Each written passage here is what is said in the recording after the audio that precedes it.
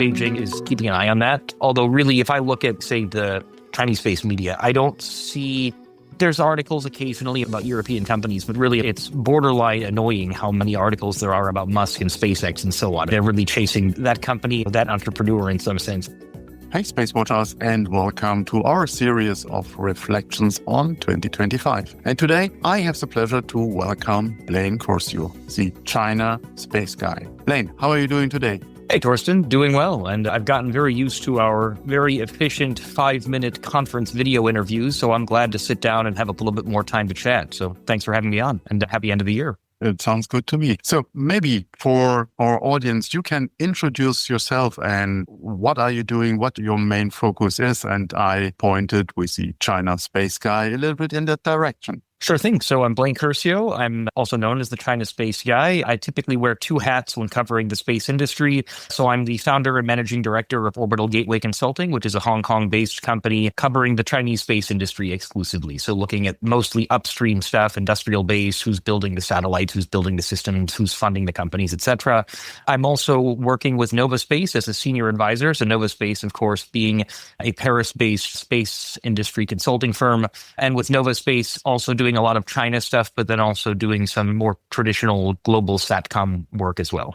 Thank you. And for all of our listeners that are on the show here, there's a hint that we have now the reports from Blaine that he just talked about from his work in China and about China on our website. So it's just a click away for you. So let's dive into that. Let's share some 2025 thoughts on China from a Chinese space perspective. Was 2025 a year of consolidation or acceleration in space?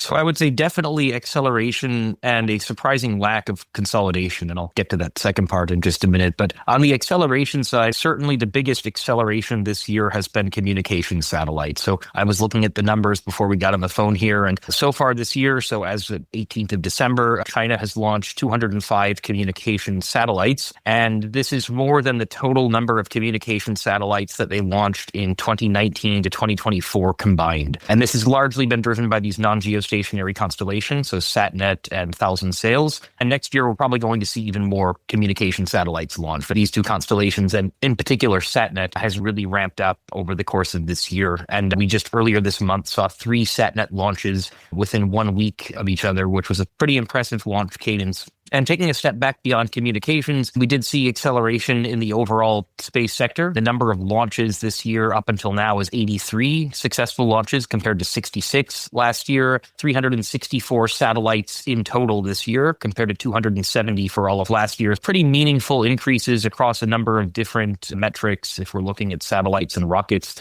And then further upstream, I think we've seen acceleration in areas like laser communications. We've seen a lot more terminals launched into orbit from several different suppliers. We've seen some standards starting to be published in terms of laser communications, or at least start to be talked about being published. We've seen acceleration in areas like thrusters, in areas like space-capable electronic components, like things like either electronic chips on satellites, or even at a terrestrial level, things like satellite-compatible chips for mobile phones, like direct-to-device kind of stuff, typically with either Beidou or Tiantong or some of these systems, but also maybe some of the non-geo constellations as well. And then to the second point of consolidation, lack thereof, I'm consistently surprised to see here we are in 2025, 11 years after Chinese commercial space really opened up. And we're still seeing, for example, new launch companies being established this year, which is remarkable when you see that there's already 40 or 50 launch companies and that some of them have been around for 11 years or give or take. The idea that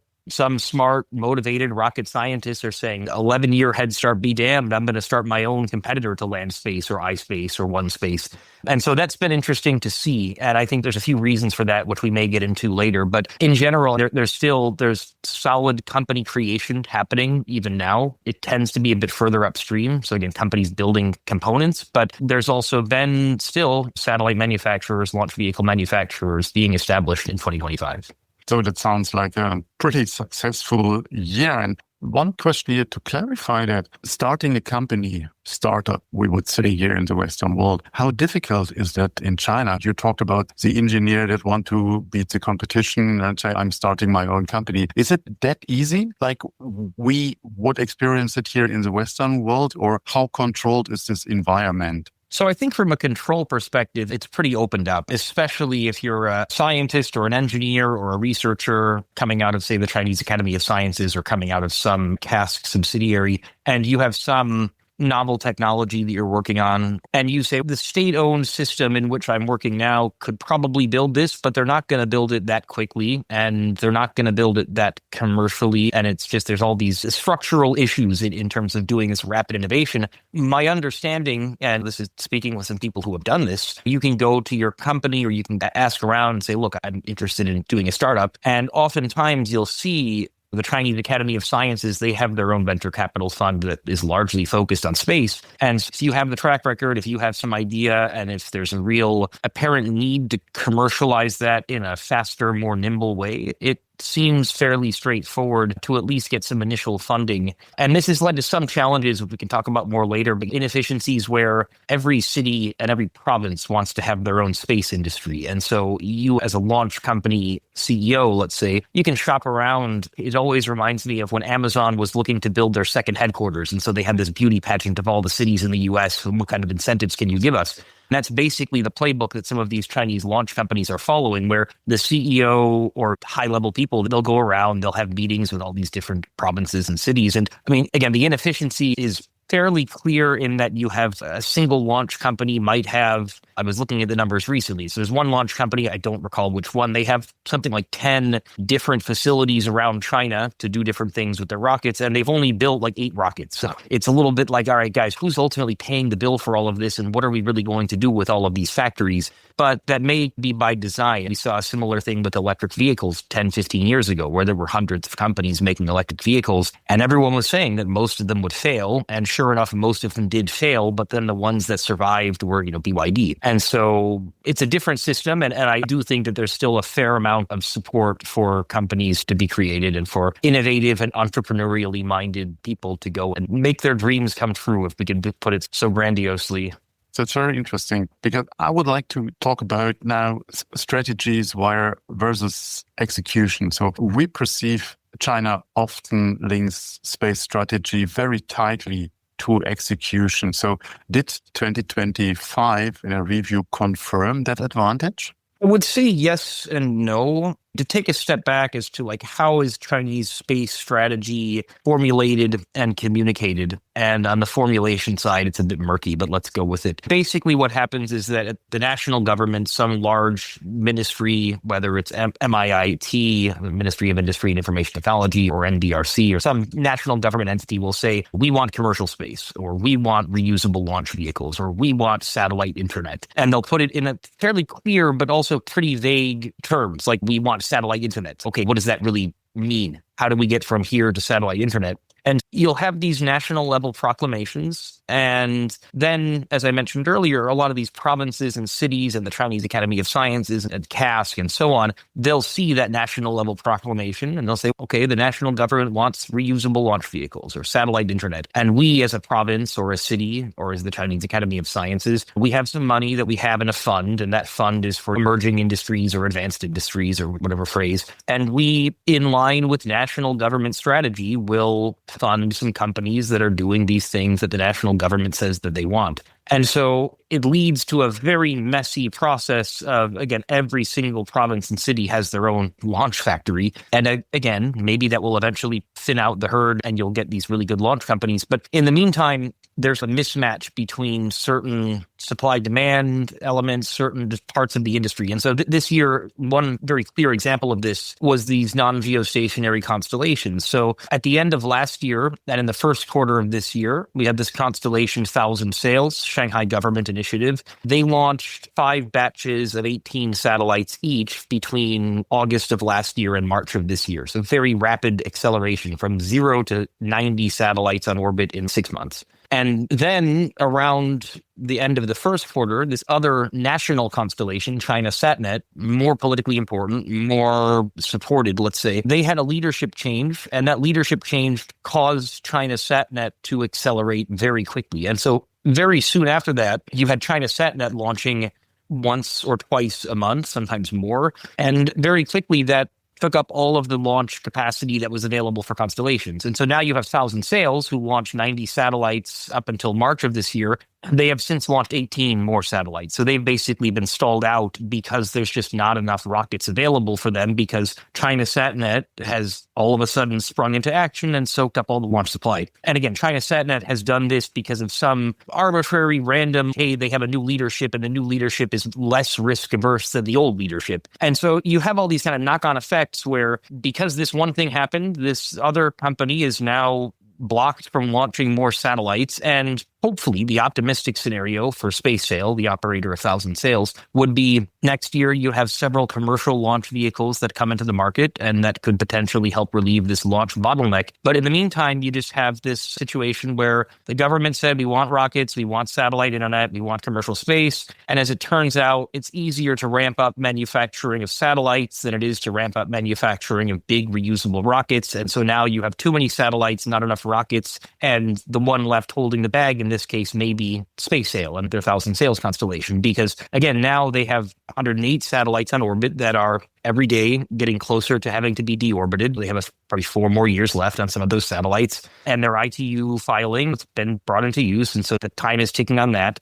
And they have already signed a handful of MOUs in foreign countries with, in some cases, blue chip customers. And if I'm one of those blue chip customers who signed the MOU at the beginning of this year when Thousand Sails was massively accelerating, I now see, what the heck, guys, you've stopped launching. So now what am I supposed to do? I think it speaks to the potential limitations of this top-down way of saying we want this and this, and then a lack of coordination on the bottom-up side of things, where no one was really looking so much at how are these rockets coming along? Are there going to be enough rockets to, if SatNet has a change of leadership and they take all the rockets, what happens to Thousand Sails, and so on. And so I think that on the strategy versus execution core of this question, I think that probably the strategy could have been a little bit more clearly defined from the top down, maybe a little bit more, some KPIs, some just coordination at the provincial and city level, and that would have made the execution a little bit smoother. And yeah, I think it's been a complicated year in that way. That's a very interesting observation, that there is obviously an inner country, inner China competition to execute these strategies. And then as you said, it's getting very messy here. So there's a lacking coordination, but doesn't that spur innovation faster than anything else? Because the downside of this total controlled system is, where does innovation comes from? If I can't go to you and say, be innovative today. And you say, but drink and a good sleep, and then we will see how innovative I can be. You can't force that. Yeah. Yeah, you need soju to bring on the innovation, as I say, sitting here in Seoul. No, but seriously, I think, yes. And next year, I think, is going to be the key year to see how that actually plays out, because you have now 4 or 5 really commercial launch companies that are just on the precipice of maybe starting to ramp up like medium to large size launchers. And we saw just a couple of weeks ago, Landspace with the first launch of their 223. It was a largely successful launch. So the second stage separated from the rocket, got into orbit. They attempted to land the first stage on a landing pad, and it blew up into a fiery explosion. But it seemed, the photos afterwards, it was like you could see the landing zone for this first stage, and then there was this big black hole of a charred remains of a first stage, like just a bit outside the landing zone. And so it's, man, they were really close. And yes, I think, to your point, there's a lot of really smart engineers clearly working at a lot of these companies, and this push for it's spurring innovation. And I guess the last point I would mention on that topic is, even for these commercial launch companies, there have not been all that many big contracts that have been up for grabs until recently. And only earlier this year did SpaceSail start to issue tenders for launches of 18 or 36 satellites. And so the stakes have been not so high for commercial launch companies until relatively recently. It's been largely a science project type of an exercise. And yes, now that you have higher stakes, you have any commercial launcher in China that's able to send dozens of small satellites into low Earth orbit for these constellations, they're going to have a very good book of business for at least quite some years. And so, yes, I would expect that the next year is going to be the big year for them. Let's have a look at the military and civil integration. So how effective is China's civil military integration in space today? So it's a little bit hard to quantify or to really give a clear answer on this, but it's pretty clear that there's a lot of military involvement in quite a few of these missions. And a lot of the satellites that China has launched this year and the previous years have pretty clearly been dual use, if not outright military. The military still does exercise some degree of control over the main launch sites, and that causes some challenges for commercial launch companies. You've also seen a limited number of subsidiaries of the big state-owned enterprises or commercial companies. They will file for IPOs. That's been a trend this year as well. And in those IPO filings and the very detailed financials, sometimes you do see companies breaking out, let's say, defense versus civil revenues or something like that. And clearly, quite a few of them have some sizable percentage of the revenues coming from defense. And I think that's there's a clear connection there. And also some of these big SOEs, CETC, AVIC, et cetera, that are quite military linked, their subsidiaries, they'll make press releases saying, yeah, we sold this or that widget for this or that satellite or rocket. I think the other aspect, though, tangentially related to military-civil integration, and I touched on it a bit earlier, is what I could call like academic commercial integration. So this idea that the commercial sector in China, commercial space sector, has been able to leverage substantially this huge academic apparatus in China. So the Chinese Academy of Sciences, but also the top universities for aerospace and space. So Beihang University, Harbin Institute of Technology, Zhejiang University, et cetera. A lot of the newer startups are spinning out from these universities or from the Chinese Academy of Sciences. And not to harp on the Chinese Academy of Sciences, but it's a really impressive organization where you have all these different institutes of optics and precision mechanics, or Institute of Technical Physics, or Institute of New Materials, and so on. And there's a lot of just general know-how, and in some instances, cutting-edge know-how. And the commercial side is now being substantially accelerated by that know-how. And again, this is especially true in some of these areas further upstream. Like in the early days of Chinese commercial space, 2014 to, let's say, 2020 maybe, most of the new companies were launchers and satellite manufacturers. So not hard stuff, but not so technologically like nitty-gritty stuff. And now you have many more companies that are doing things that are both hard, but also like really technologically nitty gritty. And so you have a lot of these academics or researchers that have been studying a handful of really hard problems for their entire 20-year career.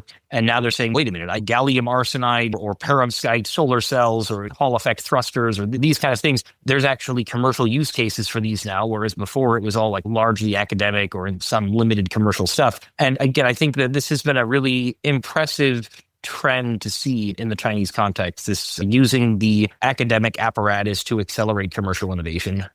Where would you point Western analysts to? So what is the next big thing that might come up from China? So where should the Western analytic or community put their focus on, beside obviously of reading your very in-depth reports? Yeah, so I think a couple of high-level things. There's the 15th five-year plan that will be coming out early next year, and that's going to give some interesting clues on what their space ambitions are. There's a few specific technologies that I've been paying attention to recently. So things like space situational awareness becoming a bigger thing in China now. You're seeing commercial companies do that for the first time. There was just a few days ago, the first commercial cargo spacecraft was launched by China. And that was interesting because on that cargo spacecraft, you have space biotech companies that had sent some seeds or some fungi or some other kind of random stuff into orbit. And like, that's something to probably keep an eye on. But then I think the other thing that it oftentimes goes a little bit behind the scenes is this international expansion of Chinese commercial space companies. Every week, maybe sometimes every day, it's a busy week, I'll come across some article about either a company that I know somewhat well, or sometimes a company I've never heard of. And they're saying, oh, we just had this MOU with Kazakhstan or with South Africa or with Brazil or Argentina or what have you. On the one hand, it's impressive, but if I'm a Western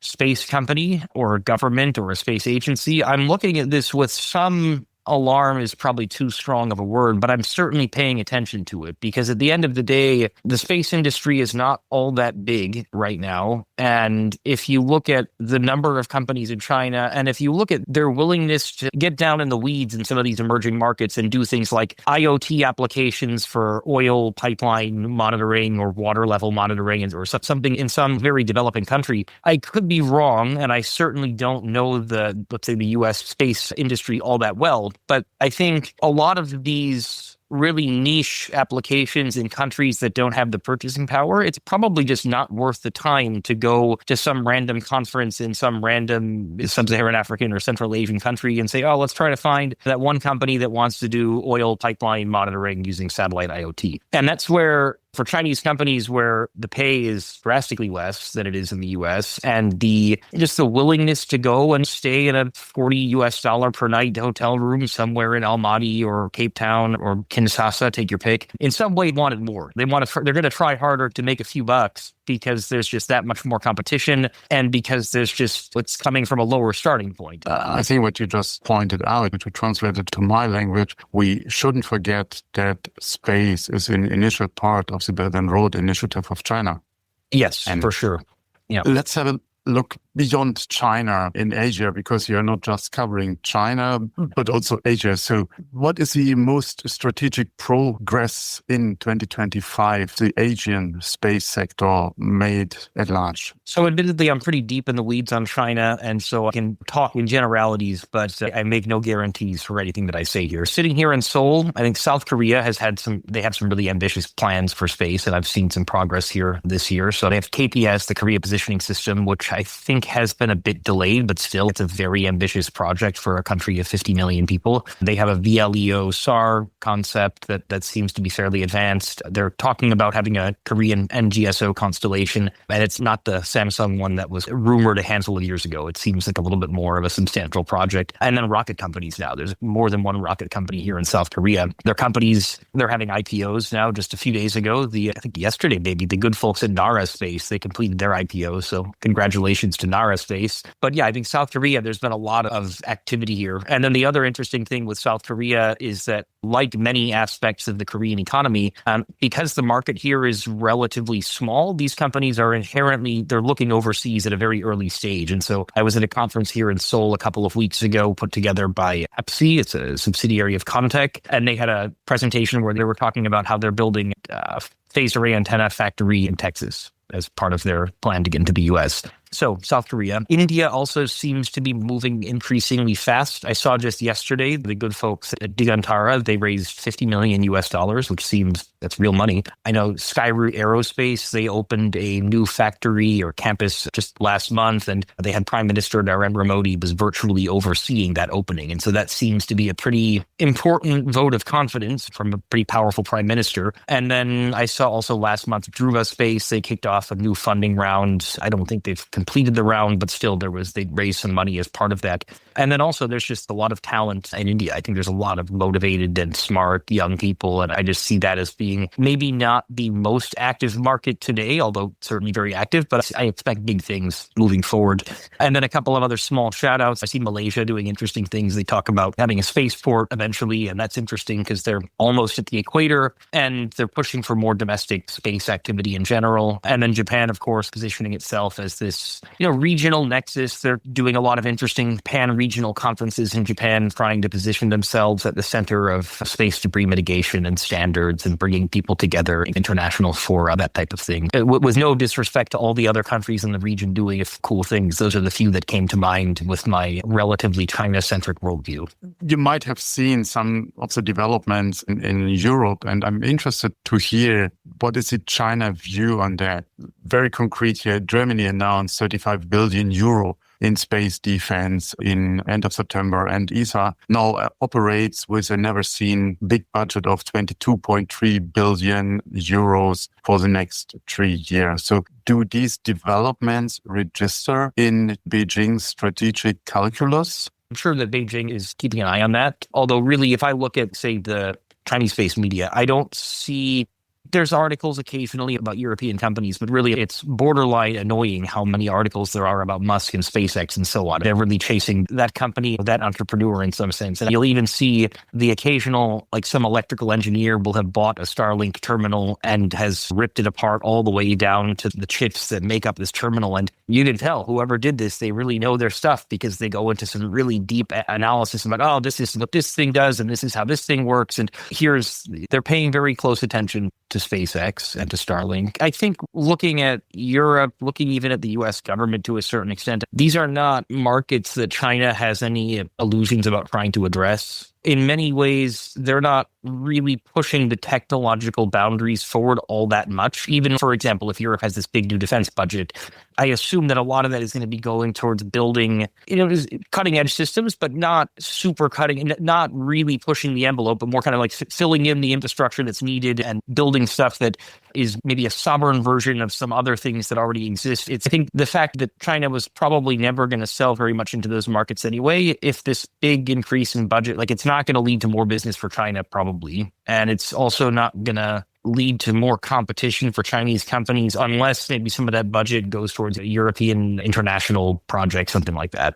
I agree what you said, but there is a China component into it. And that's when we talk about rare materials, when we talk about chipsets, things like that's where China comes in. And so what we see at the moment is that a few on the elements, on the real material area, then China has its hand on and does not lift that material into the Western world, into Europe. And they could very easily block many of these developments where we need this kind of materials. Yeah, no, that's a fair point. I guess if that were to be a point that they were considering, I guess we wouldn't see too much about it in the media. But I think that's a good point. Yeah.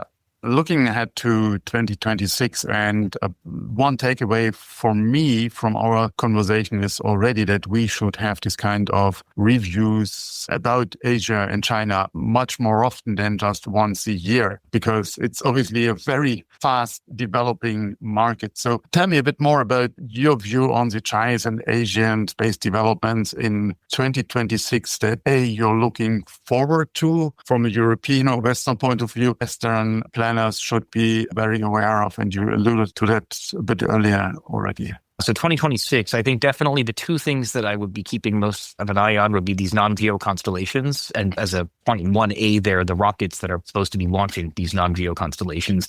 Even I saw an article the other day that was saying they were quoting somebody very close to Space Sail that said that they still want to have 324 satellites on orbit by the middle of next year. And that was a recent estimate or a recent aspiration. So that implies 220-ish satellites to be launched by that one constellation in the next 6 months. So the constellations, and then also just this international drive by Chinese companies. I expect that's going to be a continued trend. I'll be hoping to catch a few random conferences in a few Belt and Road countries just to see if that trend continues, because I think that's another important and pertinent thing to keep an eye on. Blaine, I leave you off the hook. Thank you very much for your time. Thank you very much for your reflection on 2025. And I'm looking forward to continue the collaboration with you next year. And with that, thank you very much. Merry Christmas and a Happy New Year. Thanks. Same to you, Torsten. If you have further questions, reach out to us at radio@SpaceWatch.Global.